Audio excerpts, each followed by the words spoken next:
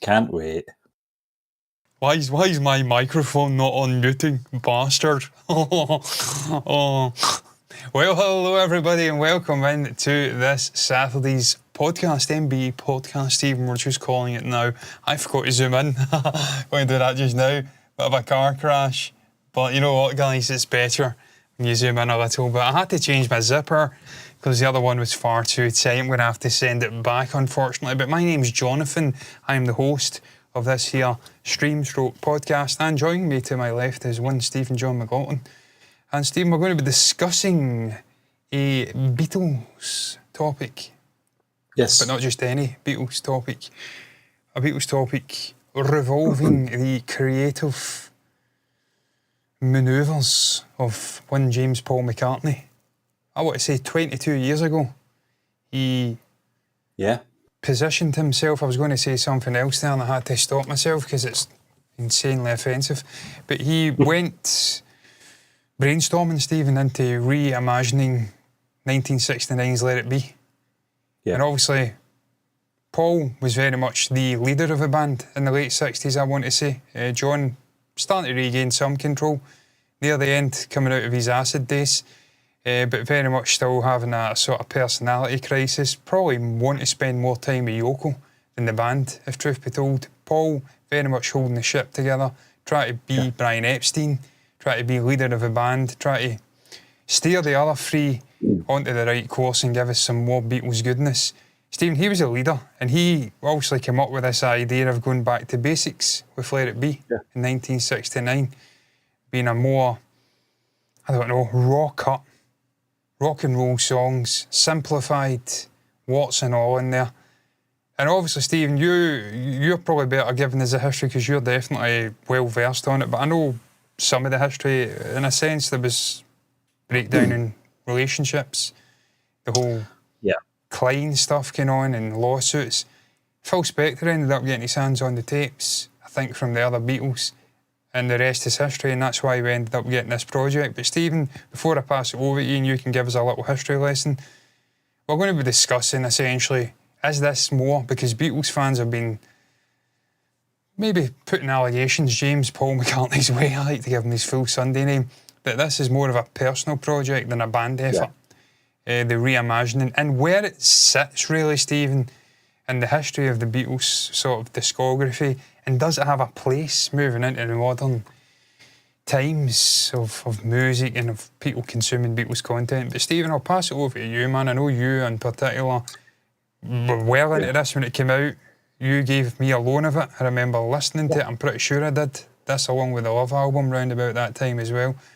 So this is definitely something you were well on the ball with when it dropped. What was your thought, Stephen, when it came out? Yeah, John, 2003, wasn't it? Yes. Christmas time, and I remember getting it. I got it for my Christmas, and at that point, I didn't really care for Let It Be, the original release, too much. There was a couple of good songs on it that I liked, but in terms of the sort of commotion that came with the initial release of that album, with the adding the sort of backing singers in and the orchestra to a couple of Paul's songs, I'm not really that offended by Phil Spector's production. It could have been better, probably. I don't know what material he had his hands on at this point, because you've got to remember that obviously there was the Glenn Johns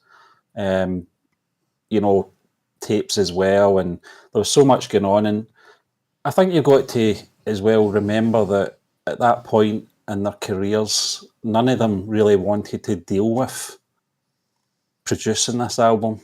And that's the most important part about obviously what we got in 1970. So much so that Abbey Road came out, and technically Let It Be being the final release was the second last album recorded. Obviously Abbey Road coming out recorded after it, but it showed that no one really cared about it. Paul, I know we've obviously built this as is it more of a personal Paul McCartney project? In a sense, yes, but that's not that's not really having a go at Paul in any way, or having a dig and say, "Oh, here he goes again. He's revising history," or anything. I think he just wanted to go back and fix some things that clearly irritated him, John, for the best part of 30 years at that point. And you can't really blame him. When you look at it, and Let It Be and The Long Winding Road are not my favourite Beatles songs. Never have been. But they're his songs, and they're his babies. And he must have been horrified when he heard the releases and what was added. Obviously, the Spectre Swallow sound was added to it. And although, for me, I don't actually mind that release. If it was my songs, it would bother me. I don't know what the relationship between Paul McCartney and Phil Spector was afterwards, if there was any reconciliation. I doubt there very much would have been. I don't think their paths crossed that often. I think perhaps maybe the two of them were at an award ceremony 20 or 30 years down the line, but there was no communication, no relationship or anything like that. But when this came out, and I have read, obviously the article, John, that you brought up in terms of George's approval, but I think a lot of people probably did have a bit of an issue with George not being there. George sadly passed away in 2001. Yeah. So he wasn't there to be hands-on with this. But apparently there was a discussion with George Harrison in the 1990s that he didn't have any issues, obviously, with a release of this stripped-down version. I don't think George would have had any issues with the track listing or the decision or the rationale to get back to what was supposed to be the whole point of this project, this album at the time. It was supposed to be a raw version of the Beatles, but it was supposed to be rock and roll. Obviously, evolved into something different because there was a lot of songs on there that certainly aren't rock and roll. Long Winding Road is not rock and roll. Two of Us, not rock and roll. Across the Universe isn't rock and roll. And that's a whole other conversation, Stephen. Watching the Get Back documentary, you're seeing George coming in with songs, obviously at the time when he's presenting the songs like I'm in Mine, they're not, he's not presenting them as this raucous rock and roll song that it ultimately goes on to become, as we know it and love it.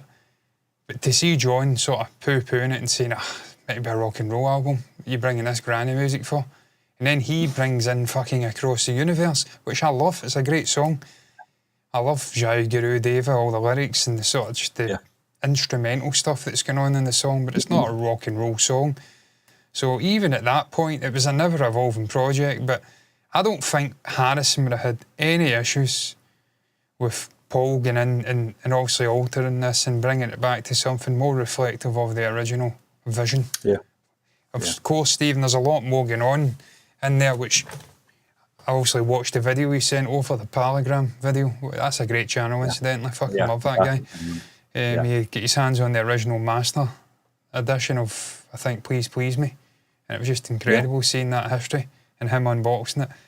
But he opened my eyes, Stephen. I wasn't aware of all of the changes. Stupid things like pitching John's voice up and Don't Let Me Down, because it's C sharp instead of C. It's ever so slightly sharp, and they pitched it up or whatever, it's C flat. I don't know what way it is when you pitch up. I should, because I've fucking intonated about 60 guitars, so I should know what's sharp and what's flat. But they've altered these vocals. They altered other little things. Obviously, Stephen removed the chatter between songs, and he be fair, gave us a separate CD before that. And I can almost understand that as well, Stephen, because that's coming after the anthology, where we had all these separate outtakes and chatter in the studio and all the alternate takes and whatnot of songs. Fucking some going on for 2-3 minutes until a mistake happens, so they verge off into laughter. I can understand why they made that decision to just make this the music and cut all that out, because that was I personally like it. I know you like it, Stephen, the chatter, because it adds a bit of soul to the experience. But you can understand why they did it as well, or why Paul did it. But Stephen, do you agree with the essence of this article, that it is more of a Paul passion project than a band effort? Because clearly, by the point it comes out, as you've already said, George passed away in 2001, I want to say. John had already been dead for 23 years at this point. So just the sheer nature of it, I don't want to be disparaging to Ringo, but Ringo's Ringo. If it's between Paul and Ringo, then Paul is going to... I mean, I understand it's a democracy. The four of them probably had an equal vote, but Paul's more of a star. He's a bigger presence in the band than Ringo. Stars, you know, yeah. So, I mean, the sheer nature of when it get made, when they were working on it, when it get released, of course it's a Paul passion project. Paul's the bigger personality. He's going to have more sway. I think according to that video, I think the tools, it was Pro Tools 5.2 at the time, wasn't it? So you've got to take into consideration, obviously, technology catching up with us as well. And unfortunately, the technology wasn't there even in the 1990s. You mentioned Anthology, John. It took almost 30 years from now and then to be released because of the technology. And the sort of obstacles that were in their way with a tape hiss. This, on the other hand, this was a thing, and they mentioned it in a video, and this was something that used to annoy me as well, was that round about the mid-90s to the sort of mid-noughties was that this obsession with record labels getting back in and remastering videos and albums and reducing the hiss and making it as clinical as possible. Sterilising it, yeah, I mean, sometimes you have to let it be. I was going to say that, Steve.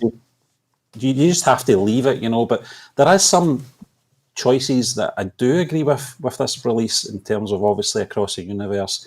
And there's other ones that I don't agree with. I think in terms of Don't Let Me Down, I think they actually spliced two versions, two takes, to put that together to take out John's mistake. Gobbledygook, if you remember on the rooftop. No le visi gaji blue glue. Yeah. You know, I would have left that in. I would have left it in. I love that. It's human, you know, it's human, and I don't mind that. John, I was listening to... obviously, Steve, there's that screaming version of Don't Let Me Down as well, which I'm not a huge fan of, where it's kind of... It's Paul, funnily enough, screaming, ow, right at the end, and there's obviously Billy's doing the piano parts and whatnot. I hate that version. There's two versions of Don't Let Me Down, where there is no screaming from Paul. And I don't believe they used that one. It's been a while since I've listened to Let It Be Naked. Steve, that's a whole other thing. We'll get into this. Some of the choices of takes for these albums. I mean, I maintain to this day, is it Glenn Johns? I always butcher his name. I always want to say John Glenn. Glenn Johns' version of Get Back is the greatest version ever captured. I don't know what he did. He done something with position. Funnily enough, it's a whole other fucking rabbit hole. I think it was Glenn Johns who accidentally was involved with Zeppelin or something and came up with stereo track and drums. Apparently up until that point in history it was a single mic getting used in a whole drum kit, and they left some mic facing the kit, so there was two. They recorded and it picked it up in like stereo. So Glenn Johns kind of brainchilded the sort of modern capturing of drum kits and made them seem more alive and bigger and bombastic. So Glenn's fucking great. But for me... I think as well as Glenn, I think you've got to give credit to Alan Parsons as well, obviously from the Alan Parsons project, who was one of the engineers, you know, on the project, and I think he had a lot to do with those sort of technical aspects as well. So, yeah, I mean, in terms of, you know, the alternate versions, which I think the Glenn Johns ones did come out, didn't they? They were released. But it's fascinating to... Well, that last remaster, from... Yeah, the Giles Martin one. Yeah. That's the other thing we have to mention in this topic, John. Yeah. This was pre-Giles Martin. This was, I can't remember the names of the producers for this one. George Martin, that is, was already, you know, distancing himself from all this stuff at this point. And it was obviously before Giles stepped in. I think Giles' first major project, I think he did some things with the Lennon Anthology with Yoko Ono and George Martin, his father, but I think his first sort of main project was the Love album, John.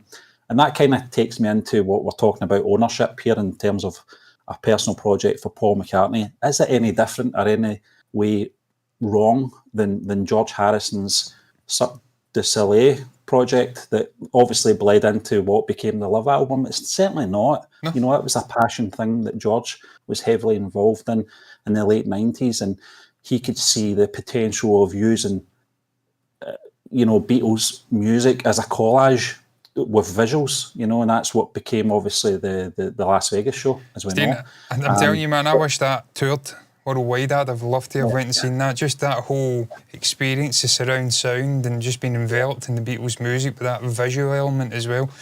So, I mean, that's a job project, John. I know that Giles Martin was heavily involved, and obviously, and you've got to give him credit for obviously the sound and the production of that, but it wouldn't have stemmed unless George was collaborating and having those discussions with the Cirque du Soleil people. You know, it wouldn't have happened. So fucking mental you mentioned Cirque du Soleil. I was just talking about that.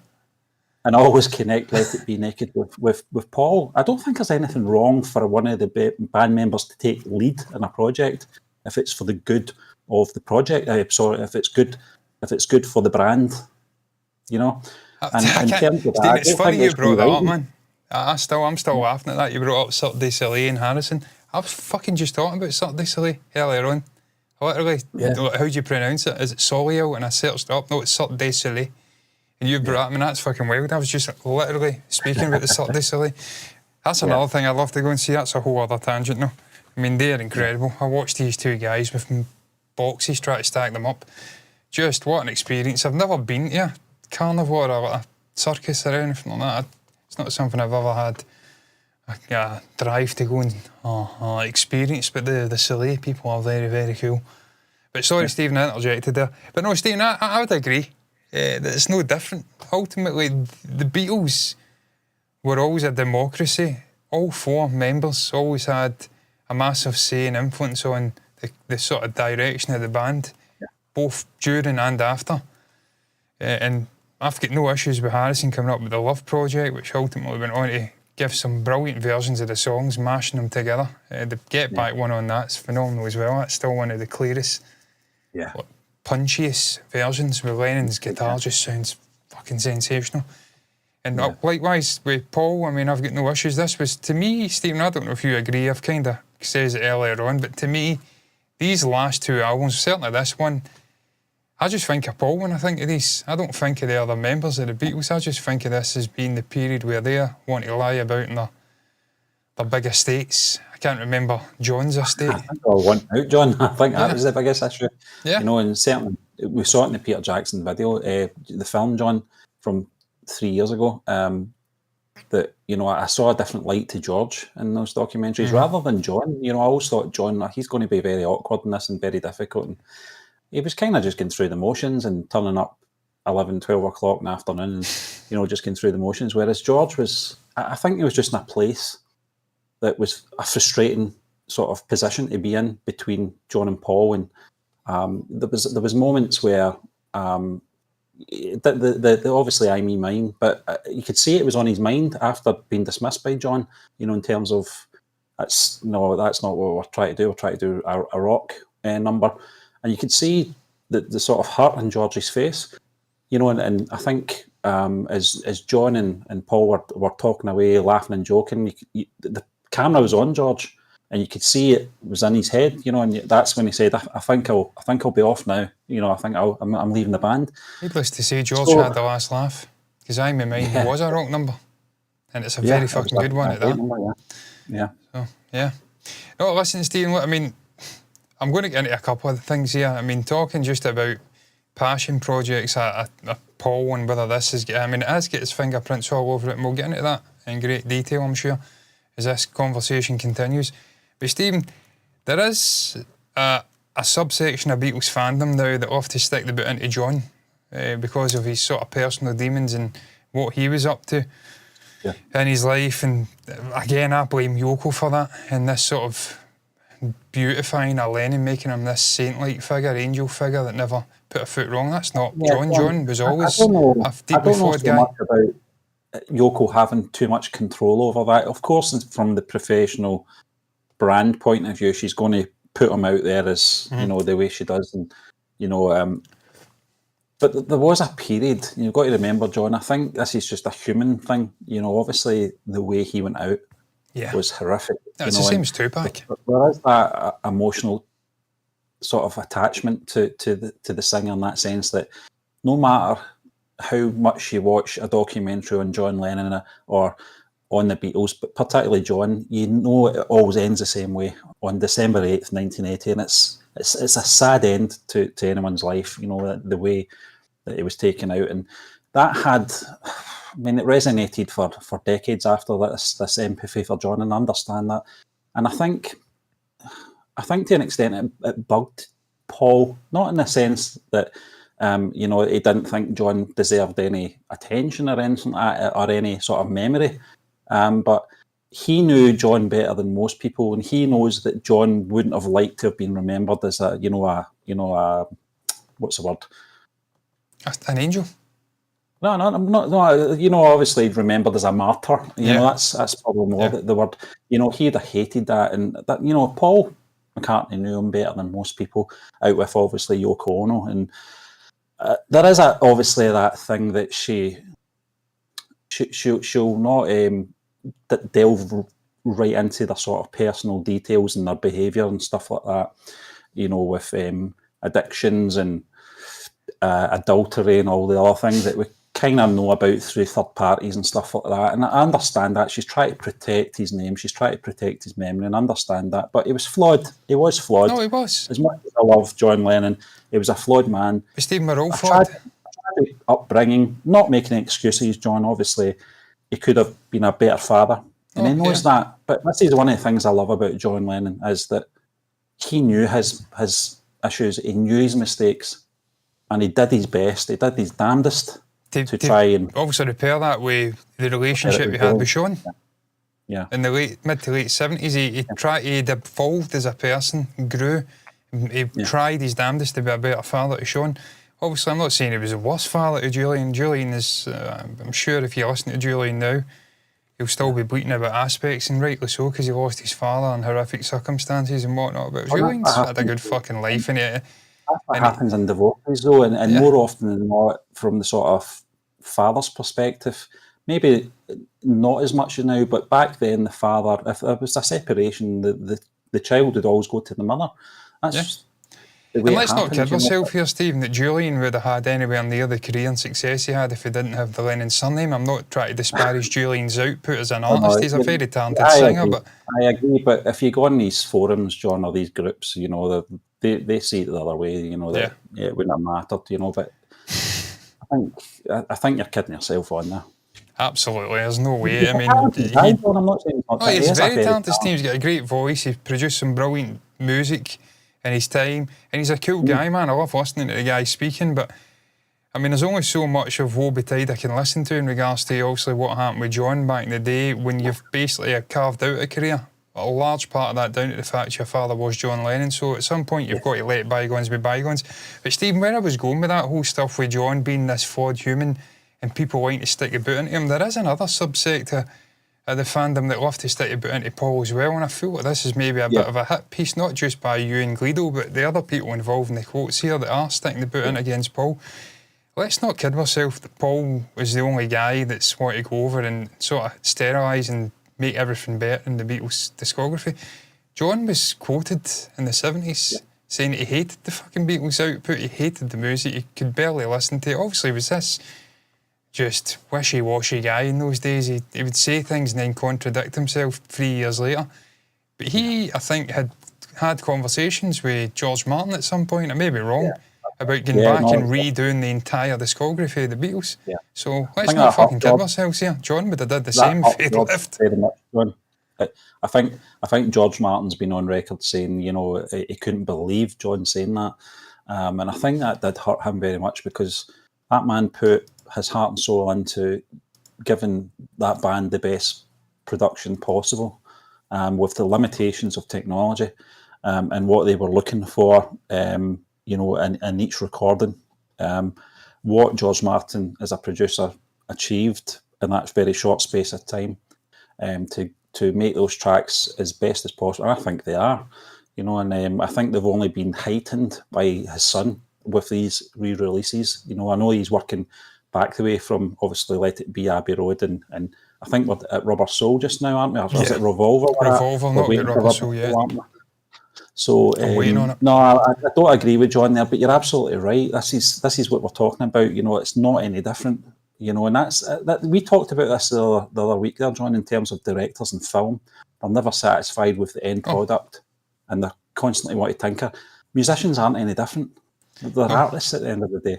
you know, and there's always got to be a compromise, I get that, between band members and obviously producers as well, and the record label.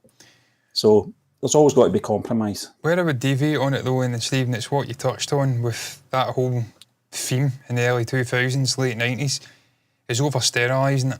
Because ultimately what makes these songs have the soul and the listenability they've got, and what makes them generational is the little faults, is the little things and the little mistakes in there.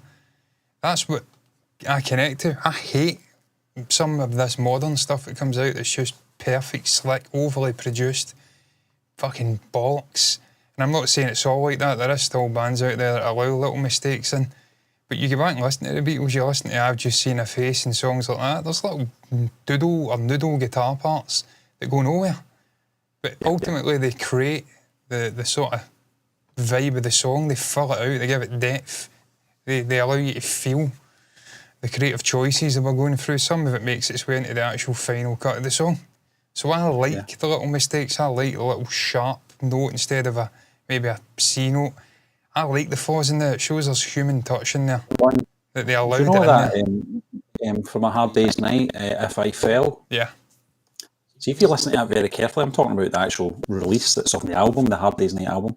If you listen to Paul's vocals, at the very end of his sentences, you know, his bits, you can hear him laughing. You can actually hear as if he's trying to hold his laughing. Yeah. If you listen very carefully, I guess it's personality, Stephen. Little things like that make it special, because it showed that these guys were human. It showed that they weren't the final product, they weren't the finished product, you know, in those early years. And it's all about the journey. It's all about the development. Because I don't think there's a better band to use as an example for evolution in terms of music. I can't think of any other band that evolved so much over a very short space of time.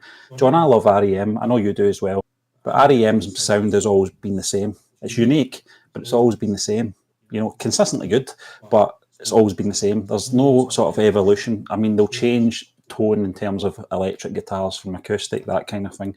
Throw in a little mandolin and stuff like that. But I'm talking about the construction of songs here. I'm talking about the construction of chord changes as well. You know, everything that's going on, and just their development from George's sort of clunky Gretsch stuff from the early days, right up to those slick solos. Yeah. And obviously he was hanging about with people like Eric and whatnot. Eric Clapton, I'm speaking like I know him in first name terms. But he was hanging about in that London scene and he was like a sponge. But Stephen, he became a better guitarist, he did. I thought he was a pretty good guitarist at the start. He obviously knew every chord. That was the joke, wasn't it? Was that somebody else? I think that's been misattributed. I think I read that was actually somebody else. But apparently he was very fucking versed in chords anyway. He knew just about every single chord on the guitar.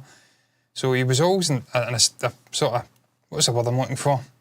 He was a good guitarist, but he really did develop as he moved into the later years.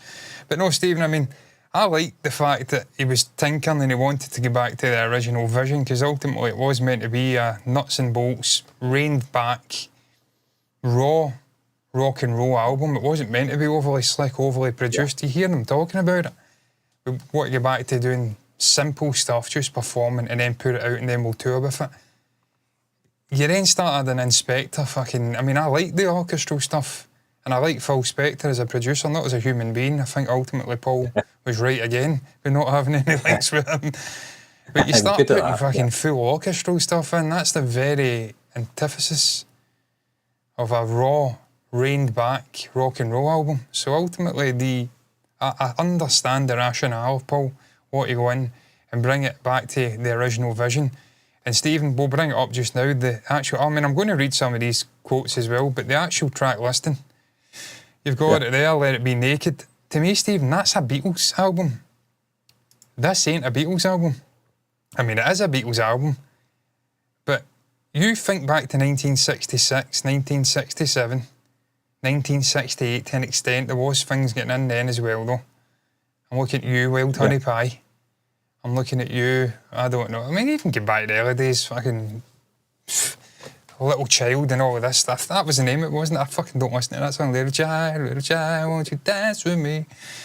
There's some lemons in the early stuff as well, but come on, man. Maggie May and Dig It I mean, I like Maggie May. I fucking love playing it on the acoustic. It's a simple little 4-chord thing with a little triplet at the end.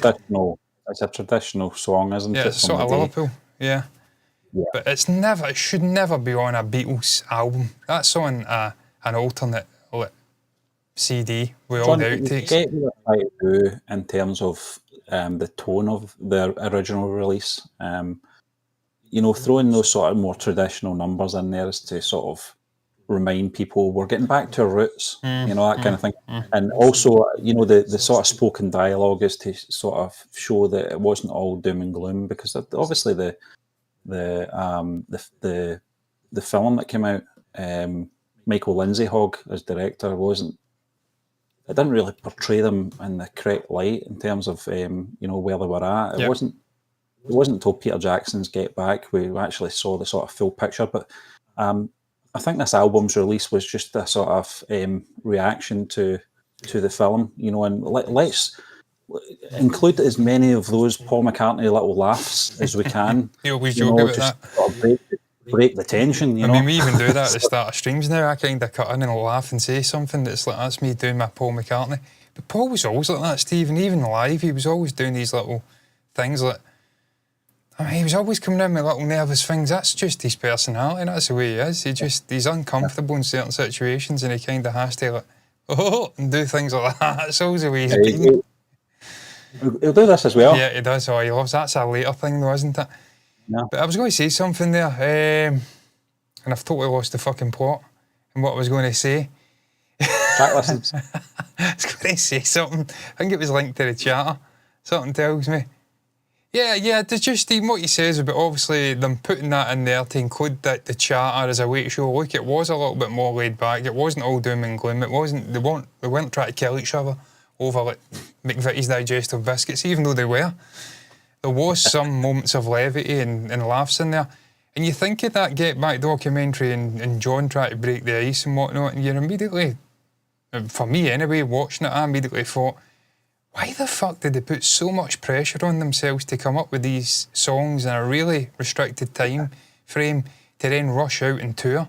They could have took a lot longer to marinate and produce this. They put an artificial time frame on it, and then they were rushing about trying to make things happen. And this was a band, Stephen, that had been long out of that game of recording something in like 12 hours or 15 hours. They became kind of lazy and relaxed. You mentioned this at the very start of this conversation, being obviously Paul-led, and obviously at this point leading the band. And I think obviously the insecurities of not knowing what was going to happen. He sensed, obviously during the White Album, Ringo walking out, George walking out, he sensed that things weren't as stable as they once were. So I think in terms of a timescale on this, that probably played a part in it, in terms of we need to nail this quickly, because I don't know how long these guys are going to be around for. Much longer, because George is on the verge of a breakdown here. John's out of it. He just doesn't care. It's just not a care. I can tell you, I don't go blind, just very short-sighted. Fucking great moments. I love John in that documentary.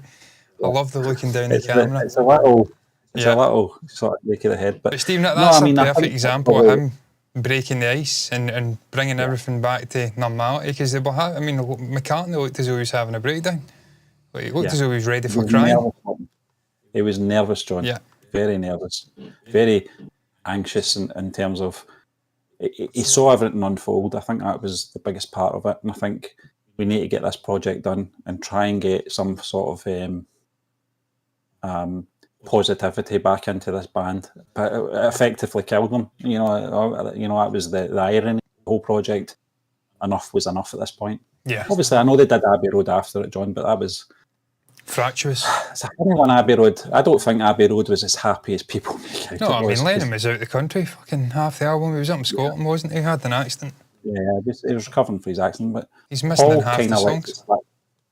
He lets it slip during the anthology. We were doing something for Abbey Road at Olympic Studios, and the three guys came in and, you need to sign this now.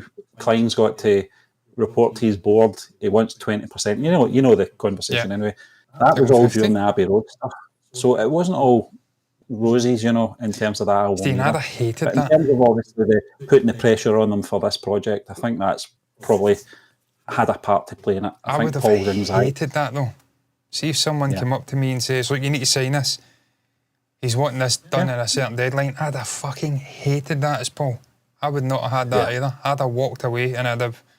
That's an awful thing to do to somebody. Yeah. To say, look, you need to sign this. You need to sign sort of your life away with your band. This thing you've worked so hard over the last decade to create.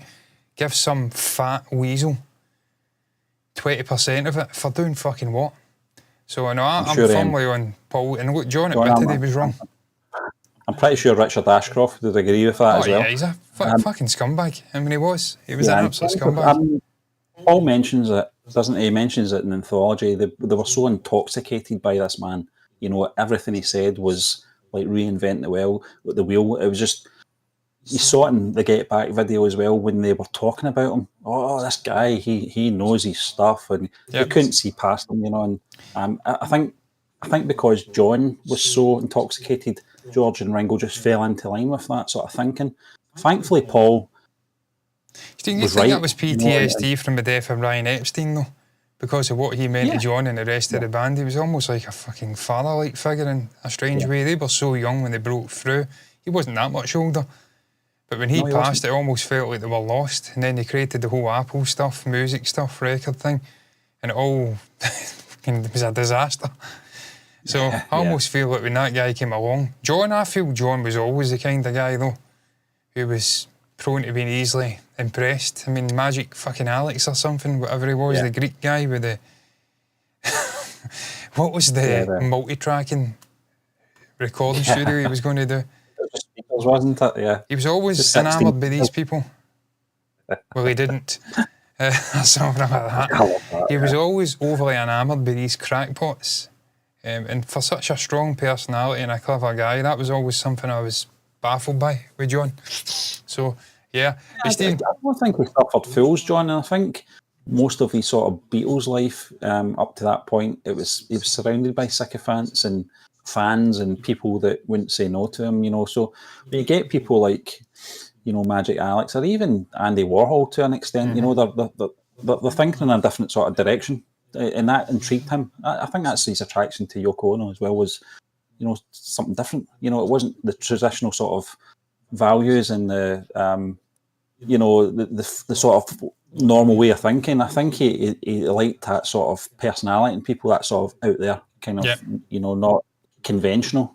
So just the way it was. Yeah, I think if you're creatively a genius like John was, you'll be connected to these sort of zany creative minds like Yoko, and no harm to Cynthia, but she just wasn't one of those people. And the people in that Beatles group on Facebook or whatever that just can't get their head around why he ultimately left Cynthia and went with Yoko, they're not wired like John. They're wired like, I don't know, some doer-face fuck. And I'm not saying that he's committing adulteries and breaking up with your family to go with another woman's the right thing, but ultimately I've always maintained, and I said it with you and McGregor as well at the time, if you're not happy in life, life's too short, you've got to move on.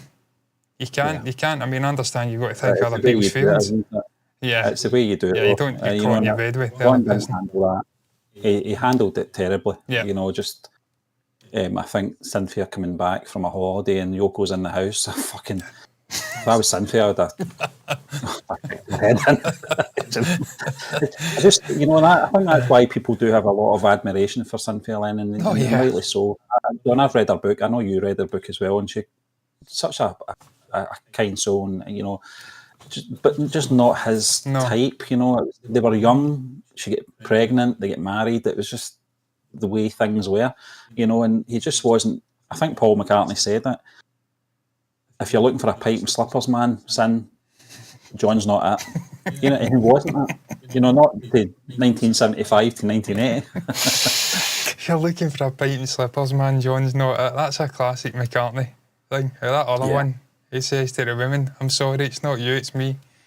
I'm a CUNT, shut the door. That's what I love about Macca, and it's why I hate this bollocks narrative that's been created around him as well. That he's this... do-gooder and he never swore. Wow, this shit. Guy from Liverpool. Of course he fucking swore. And he swore a lot. It's literally documented by numerous people. What are you talking about? But Stephen, the track listing is far better. That's one thing we can always, I think, almost everyone can commend Paul and the new track listing. Get Back, Dig a Pony, For You Blue, The Long and Winding Road to. I mean, I'm not a fan of that song, but still, two of us, I've got a feeling, one after 909, Don't Let Me Down, wasn't in the original. The fuck? I Me Mine, Across the Universe, Let It Be, and then also the Fly in the Wall sort of stuff in the alternate disc. That's a much stronger track listing. So again, totally understand going back to basics and redoing the whole stuff and the vision that they originally had. The track listing is much more befitting of a Beatles album for me. But to be fair to the original track listing, by the time Let It Be Naked came out, these songs were well established, well known. It was easier to obviously look and, from that perspective and go, nah, that track listing could be better because we know these songs so well. You've got to remember these were fresh songs at the time. Yeah. I do agree with you, though. I do agree. I think the track listing is a lot slicker. It just flows a lot better as well. No, I agree. Stephen, I'm going to read some of these quotes and maybe pick your brain on it. The whole thing is presented as if it's some return to the Beatles' original vision. It fucking is. But really it's Paul's, not it's the Beatles' vision. And it was Paul at Brainchild did the actual album. So by connection, of course, it's Paul's vision. But he literally took control of the thing creatively and says, look, we're going back to basics. And then they went off and gave Phil Spector the tapes and he made it into this operatic thing. I mean, that's not what it was supposed to be. People, and this is why it was important to talk about the technology in 2003 and the conversations Paul would have had with George in the 90s for the release of Let It Be Naked coming out when it did. A lot of people looking at it would go, oh, he waited till John and George were no longer here and then he's got his grubby mitts on it. That's not the case. Put yourself back to 1970, Paul McCartney's state of mind. He had to go up to Kintyre, drinking bottles of whiskey a day. The guy was depressed. Do you think he was in the right state of mind to want to fucking produce Let It Be? Or decide on anything? Certainly not. As much as we say John, George and Ringo didn't care for the project at this point, Paul didn't either. He cared for his songs, but in terms of that collective album, if he wanted to do it, he would have done it. But he was already, I think McCartney had already come out, the first album. Mm-hmm. He was working on Ram, and he was trying to get into that sort of headspace again, where he was once at. And it took him to a farm in Scotland, with his wife and his adopted daughter. And Martha. And Martha, to really get away and have a clear think. So I don't hold it against Paul for not acting on it at the time. Just as much as I don't hold it against the other Beatles. They had enough of each other at this point. And you've got to remember as well all the sort of legal issues between 1970 right up to the 1990s that were still unresolved. We saw it in the Rock and Roll Hall of Fame. Paul didn't turn up. That was 1989 or 88. So the issues were still going on. So you can see why this came out when it did. A lot of dust had settled. George and Paul's relationship was in a better place by the mid-90s as well, thanks to the Anthology series. So in terms of the timing of this, I think it came out at the right time. The other question, John, you asked at the very start was, is it still relevant now since the Giles Martin release from a few years ago, the Super Deluxe version? Probably not. No, because it's been done better. Giles has come in with modern technology and obviously the AI stuff, helped with Peter Jackson to an extent, I'd imagine. Is it Mal or something it's called? Yeah. And he's also been able to isolate all the different instrumentals and the vocal stuff and position it almost like you're in the actual recording studio with them. I mean, he's been down to that level of detail. Obviously had dialogue where they would have been in these sessions and he can almost fucking position where they were, the instruments. So those mixes are far superior. Just the fidelity of them. But the advancement of technology has allowed that to be a thing. So for me, they're the definitive. Stephen, I don't even go back and listen to my 2009 stuff now. I've got that full box set. The Martin versions, Giles Martin versions, to me are the definitive versions in 2025. So there's no need to go back and listen to Let It Be Naked. But at that time, we only had the Spector versions. And ultimately, I completely disagree with this fucking rando on Reddit. It's what he wanted. What was his fucking songs? The Long and Winding Road is his song. Let It Be is his song. They're his songs. So he's got the creative choice to go back and remaster them in his vision if he wants to do it. Fuck's it to you. Clown. Not the biggest. I mean, I'm always been a John Lennon man when it comes to the Beatles, but I do love Paul as well. I love the guy's output and respect him as a musician and an artist and a melodist. John, I've always been the same in terms of John. I don't know. I think he's just got this edge to him, and Ringo kind of summed it up years ago where he said, just to sort of put John's characteristics to sort of an understanding for anyone that didn't know him or any of the other band members was John was the type of guy that jumped into the swimming pool and was out the other end before you even tipped your toes in. So I love that saying because I think he was just a very brave artist in everything he did. He was always pushing the boundaries, but when it comes to the comparisons, and we talked about tribalism, John, in film, and you see it in music as well. When it comes to those four guys, I see them all as equal in terms of their musicianship. I know Paul, in terms of his musicianship, is more varied, and he's probably the most talented musician of the 20th century and spilling into the 21st century as well. But in terms of Beatles, they all had an equal amount of important input into that band to make them what they were. You take two of them out, it's not the same. So I get crucified for talking about whether you could have taken George and Ringo out. And John and Paul as a duet would work. Of course, it would be fantastic. But just John, we listen to Real Love quite a bit, and just those little sort of characteristics from George just makes it that more special, doesn't it? Ringo's drumming as well, it just makes them so unique. Oh, Stephen, you're right. I mean, John's to me, he's one of the greatest rhythm guitarists ever. Even though his timing was fucking terrible at points in his career. But his rhythm guitar playing is underrated, phenomenal. Paul's a phenomenal bassist. Also the vocal range, the ability to find a melody. Harrison totally underrated his guitar playing. I think he's one of the great guitar players in the history of music. There was somebody, I think it was Tony Iommi. I went down a Black Sabbath rabbit hole because of the passing of Ozzy. And Tony Iommi was asked about his favourite guitarists. And he says he doesn't go for these shredders like Stevie Ray Vaughan's or fucking your other guy, whose name I'm blanking. Stevie Ray Vaughan's fucking amazing, by the way. He's not a shredder. It's the other guy. I'm blanking on his name. Stevie Ray Vaughan's a fucking sensational guitar player. He's not a shredder. Take that back immediately. But he says he was always drawn to people you could immediately pinpoint who they were when you were listening to the song. That's bastardised English. He was drawn to guitar players whose work you could immediately pick out and decipher as being theirs as you're listening to it. And George is one of them, Stephen, to the point where he wasn't even playing on a Julian Lennon fucking song. He'd only created the guitar part, and I could still tell it was George Harrison. So for me, I agree with Tony Iommi. Not mad into these mental shredders. They're good, but they just lose something. And I know the likes of Keith Richards has spoke about this as well. He doesn't understand that box. He'd rather someone play it a fifth of the speed and have soul and give you something in the part they're playing than just 100 mile an hour fucking pish.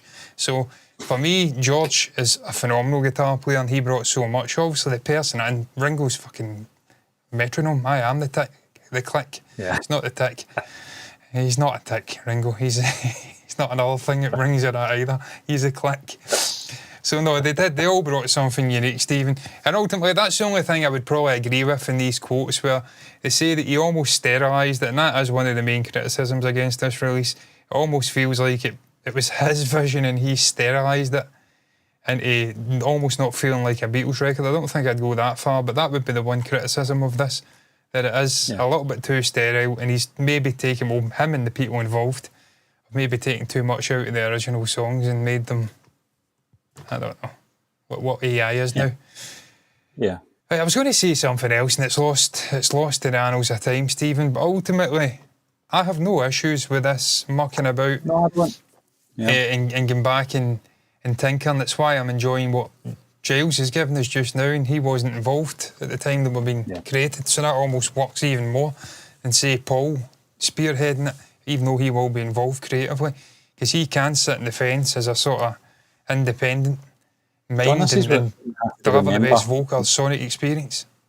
In terms of, obviously, you hit the nail on the head there, in terms of Let It Be Naked, they would have had the permission of Olivia Harrison and Yoko Ono as part of this project as well, along with, obviously, Ringo and obviously Paul spearheading this. But I don't have any issues either. I'm absolutely in agreement with you. There's a lot of pluses for Let It Be Naked in terms of track listing and the sort of, removal of a couple of unnecessary tracks.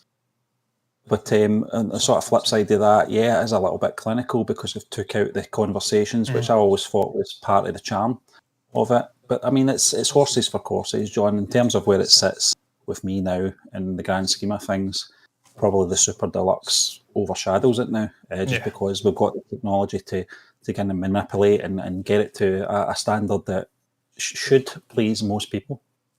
No, I agree. Stephen, incidentally, speaking about Yoko, I seen something about Yoko a day or so ago that she'd had a fall or something. She wasn't in the best of health.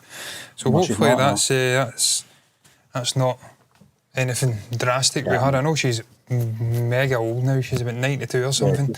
Yeah, so, she's 90, yeah. Yeah, I wish her all the best. Wouldn't like to see anything happening to Yoko. I know some people don't like Yoko for whatever reason. I think just because of her ethnicity, racist fuckers. Yeah, I don't understand that. And you've got to remember, she's a mother as well. And yeah. She was the one person that witnessed the most horrific thing that anyone could witness in terms of their partner being murdered right in front of them. Steve, she's just such a powerful figure over the last 50, 60 years in pop culture. I mean, just all synonymous with John Lennon and the Beatles for good and for bad. And what you can't do down what influence she had in John. John was a bit of a scatter cash kind of guy. He'd have been committed financial suicide if it wasn't for Yoko. So. You know I like Walking on Thin Ice. You know I like Kiss, Kiss, Kiss. And you know I like Not I'm Losing You, the one that followed it. Yeah, I'm Moving On. Moving On, yeah. I do like them. You know, I know she's not the best singer in the world, but in terms of a sort of music ear, in terms of musicianship, she is a classically trained musician herself that a lot of people seem to not know about. In terms of arrangement, we saw the discussions she had with George Martin in the Peter Jackson film, which I thought was fascinating because George was so. Seen it in the Imagine documentary as well. She was involved with Phil Spector and whatnot, and actually producing. Yeah, producing and picking out parts of songs and whatnot. So, yeah, she's got this sort of reputation for because she was doing the shrieking stuff and things like that on stage with Chuck Berry. Chuck Berry. You don't do that. Chuck's like, fucking turn her mic off. I did enjoy that, to be honest. I mean, it's fucking Chuck Berry. You're on a stage with Chuck Berry. I mean, you just shut the fuck up and let Chuck do. I mean, Chuck's not slow. Going back to Keith Richards, I seen Chuck Berry destroy Keith Richards' confidence in like 2 minutes. Guy saying, this is not how you play the part, Keith. You play it like this. And he got it wrong again. He's like, Keith, we've not got all fucking day. This is how the part's played, mate. Yeah, I get it right, you're not on this. So Chuck didn't muck about. Big personality, big guy. Big physical specimen of a guy as well. So I did enjoy that. But no, listen, if there's anything going on with Yoko, I've not seen anything developing regarding it. Obviously, I wish her all the best. Because I just like to wind people up as well. I love that group. They all hate Yoko. They hate Sean for some fucking reason. I don't get it. They absolutely despise Sean Lennon. You put anything up about him, and Lord knows Stephen does it all the time. Stephen just loves to terrorise them. And they immediately start getting out off their heads and attacking them and everything. It's fucking wild. So no, all the best to Yoko. But no, Stephen, getting back to it, man, final thing I'll say, final thing. Ultimately, Paul was the leader of that creative process. Mostly his songs that are the ones you think of, Get Back, I've got a Feeling, Long Winding Road, Let It Be. These are all fucking Paul songs. They are the defining songs on that album. So, just a lot of averages, fucking whatever the hell you want to call it.